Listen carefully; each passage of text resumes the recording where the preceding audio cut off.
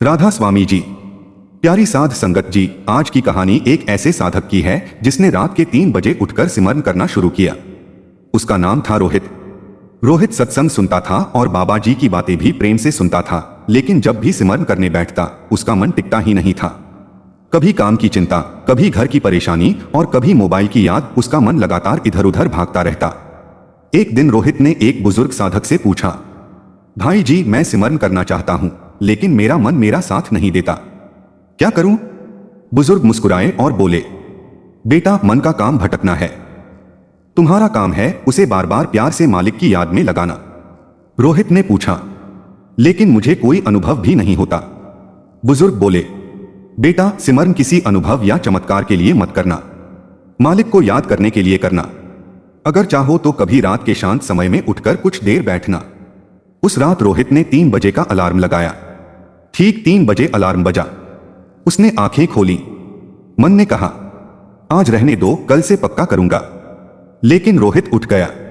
उसने मुंह धोया और शांत जगह पर बैठ गया। आंखें बंद की और सिमरन शुरू किया। शुरुआत में उसका मन बहुत भटक रहा था। कभी उसे काम की चिंता याद आती, कभी पुरानी बातें और कभी भविष्य की फिक्र। रोहित परेशान हो गया। फिर उसने खुद से कहा, आज मुझे मन को जीतना नहीं है, बस कुछ देर बैठना है। वह फिर सिमरन करने लगा।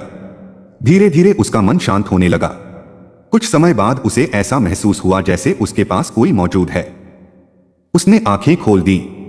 कमरे में कोई नहीं था। रोहित ने फिर आंखें बंद कर ली। कुछ देर बाद उसके मन में बाबा जी का चेहरा आया। उसकी आंखों से आंसू निकल पड़े। उसने मन ही मन कहा, मालिक, मुझे कोई चमत्कार नहीं चाहिए, बस मेरा मन अपने चरणों से दूर मत होने देना। कुछ देर बाद वह सामान्य हो गया। सुबह रोहित ने उस बुजुर्ग साधक को सारी बात बताई। बुजुर्ग ने कहा, बेटा, अनुभव आए तो अहंकार मत करना और अनुभव ना आए तो निराश मत होना। तुम्हारा काम केवल प्रेम से सिमरन करना है। रोहित को यह बात समझ आ गई। अब वह रात के 3 बजे उठता तो किसी दर्शन की मांग नहीं करता था। वह बस यही कहता, मालिक, मेरा मन जहां भी जाए उसे धीरे धीरे अपनी याद में लगा देना। कुछ दिनों बाद उसके व्यवहार में बदलाव आने लगा। पहले उसे छोटी सी बात पर गुस्सा आता था, अब वह चुप रहने लगा। पहले किसी की बात पूरे दिन दिल पर रहती थी, अब वह कुछ समय सिमरन करके अपने मन को शांत कर लेता। उसकी पत्नी ने एक दिन पूछा, रोहित, तुम पहले से इतने शांत कैसे रहने लगे? रोहित मुस्कुराकर बोला, मैंने कुछ बड़ा नहीं किया, बस रोज कुछ देर अपने मन को मालिक की याद में बैठाने लगा हूं। प्यारी साध संगत जी, यही इस कहानी की सबसे बड़ी सीख है। रात के 3 बजे उठकर सिमरन करना किसी चमत्कार की गारंटी नहीं है। किसी साधक को कोई आध्यात्मिक अनुभव हो सकता है और किसी को कुछ भी महसूस न हो। लेकिन अगर सिमरन से हमारा गुस्सा कम हो, प्रेम बढ़े, सेवा की भावना आए और मन को शांति मिले तो यह भी बहुत बड़ी कृपा है। इसलिए सिमरन को दर्शन पाने की शर्त मत बनाइए। दर्शन हो या न हो, नाम की याद मत छोड़िए। रोहित की कहानी अभी खत्म नहीं हुई थी।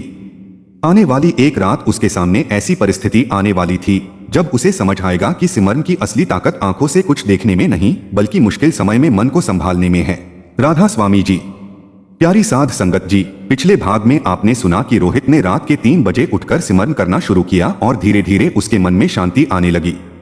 अब आगे की कहानी सुनिए। रोहित की यह आदत धीरे धीरे मजबूत होती गई। अब रात के 3 बजे अलार्म बजने से पहले ही उसकी आंख खुल जाती थी। एक रात वह सिमरन करने बैठा ही था कि उसके मन में अचानक एक सवाल आया, क्या सच में बाबा जी अपने भक्तों की पुकार सुनते हैं? रोहित ने आंखें बंद की और मन ही मन कहा, मालिक, अगर मेरी भक्ति में कोई कमी है तो मुझे रास्ता दिखा देना। वह सिमरन करता रहा। उस रात उसका मन असामान्य रूप से शांत था। कुछ देर बाद उसे ऐसा अनुभव हुआ जैसे उसके आसपास हल्का सा प्रकाश फैल रहा हो। उसे अपने सतगुरु की याद आई और उसकी आंखों से आंसू बहने लगे। रोहित ने कोई आवाज सुनने या कोई दर्शन पाने की कोशिश नहीं की। वह बस सिमरन में बैठा रहा। कुछ देर बाद उसका ध्यान वापस सामान्य हो गया। सुबह होते ही उसने अपने बुजुर्ग साधक को बताया। बुजुर्ग ने कहा, बेटा, इसे लेकर अपने अंदर गर्व मत आने देना। आध्यात्मिक रास्ते पर सबसे बड़ी रुकावट यही होती है कि इंसान अपने अनुभव को अपनी उपलब्धि समझने लगे। रोहित ने पूछा, तो क्या मुझे ऐसे अनुभव फिर मिलेंगे? बुजुर्ग बोले, यह सवाल ही मत पूछो। तुम अनुभव मांगोगे तो मन फिर इच्छा में फंस जाएगा। तुम सिर्फ नाम मांगो। यह बात रोहित के दिल में बैठ गई। उस दिन के बाद उसने एक नियम बना लिया। वह रात के 3 बजे उठता, कुछ देर शांत बैठता और कहता, मालिक आज मुझे कुछ दिखाई दे या न दे, मैं आपका नाम नहीं छोड़ूंगा। धीरे धीरे उसके जीवन में बड़ा परिवर्तन आने लगा। एक दिन उसके काम में बहुत बड़ा नुकसान हो गया। पहले ऐसी स्थिति में वह घबरा जाता था, लेकिन इस बार वह घर आया, शांत बैठा और सिमरन करने लगा। उसकी पत्नी ने पूछा, इतना बड़ा नुकसान हो गया और तुम परेशान नहीं हो? रोहित ने कहा, परेशानी तो है, लेकिन अब मुझे समझ आया है कि हर परेशानी के साथ घबराना जरूरी नहीं, पहले मन को संभालना जरूरी है। उसकी पत्नी चुप हो गई। उसे महसूस हुआ कि रोहित सच में बदल चुका है। कुछ दिन बाद रोहित के एक दोस्त ने उससे पूछा, तुम रात के 3 बजे उठकर क्या करते हो? क्या तुम्हें सच में बाबा जी के दर्शन होते हैं? रोहित मुस्कुराया और बोला, मैं दर्शन की तलाश में नहीं बैठता, मैं तो अपने मन को संभालने बैठता हूं। दोस्त ने पूछा, फिर तुम्हें क्या मिला? रोहित ने कहा, पहले मैं हर परेशानी में टूट जाता था, अब मुश्किल आती है तो मालिक को याद करता हूं। पहले छोटी बात पर गुस्सा आता था, अब खुद को रोक लेता हूं। पहले लोगों की बातों से परेशान रहता था, अब उन्हें छोड़ना सीख रहा हूं। फिर वह बोला, अगर यही सिमरन का फल है तो मेरे लिए यही सबसे बड़ा दर्शन है। प्यारी साध संगत जी, इस कहानी की सबसे महत्वपूर्ण बात यही है कि आध्यात्मिक अनुभव हर व्यक्ति के लिए अलग हो सकते हैं। किसी को ध्यान में प्रकाश महसूस हो सकता है, किसी को गुरु की छवि याद आ सकती है और किसी को कुछ भी अनुभव नहीं हो सकता। इसलिए किसी एक अनुभव को आध्यात्मिक सफलता का प्रमाण नहीं मानना चाहिए। सच्चा अभ्यास वह है जिससे हमारे अंदर प्रेम, दया, संयम और विनम्रता बढ़े। रात के 3 बजे का समय शांत जरूर हो सकता है, लेकिन मालिक की याद के लिए कोई एक समय जरूरी नहीं। जिस समय आप श्रद्धा और एकाग्रता से बैठ सकें, वही समय आपके लिए अच्छा है। और अगर आप रात में उठकर सिमरन करते हैं तो अपनी नींद और स्वास्थ्य का ध्यान जरूर रखें। रोहित ने आखिर में एक बात अपनी डायरी में लिखी, मैंने बाबा जी के दर्शन पाने के लिए सिमरन शुरू किया था, लेकिन सिमरन ने मुझे अपने अंदर झांकना सिखा दिया। यही उसकी सबसे बड़ी कमाई थी। राधा स्वामी जी। प्यारी साध संगत जी, पिछले भाग में आपने सुना कि रोहित ने सिमरन के असली अर्थ को समझना शुरू कर दिया था। अब वह किसी विशेष अनुभव या चमत्कार की तलाश नहीं करता था। उसके लिए सबसे बड़ी बात थी कि उसका मन शांत हो रहा था और वह मुश्किल समय में भी मालिक को याद करना सीख रहा था। एक सुबह उसके काम में बड़ी परेशानी खड़ी हो गई। पहले होता तो वह घबरा जाता, लेकिन इस बार उसने आंखें बंद की और कहा, मालिक मैं अपनी तरफ से पूरी कोशिश करूंगा, बाकी जो मेरे बस में नहीं है वह आपके ऊपर छोड़ता हूं। उस रात करीब 3 बजे उसकी आंख खुली।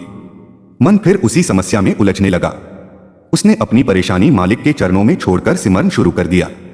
उसे कोई विशेष अनुभव नहीं हुआ, न प्रकाश, न आवाज और न कोई चमत्कार, लेकिन उठते समय उसके अंदर मजबूती थी। उसने सोचा, समस्या अभी भी है, लेकिन मैं उससे बड़ा डर बना रहा था। अगले कुछ दिनों में उसने मेहनत जारी रखी। आखिर समस्या का रास्ता खुल गया और उसका काम धीरे धीरे ठीक होने लगा। एक शाम वह बुजुर्ग साधक के पास गया। बुजुर्ग ने कहा, पहले तुम मालिक से समस्या हटाने की प्रार्थना करते थे, अब तुम समस्या के बीच अपने मन को संभालने की प्रार्थना करने लगे हो। रोहित ने पूछा, लेकिन कभी कभी डर फिर भी आता है।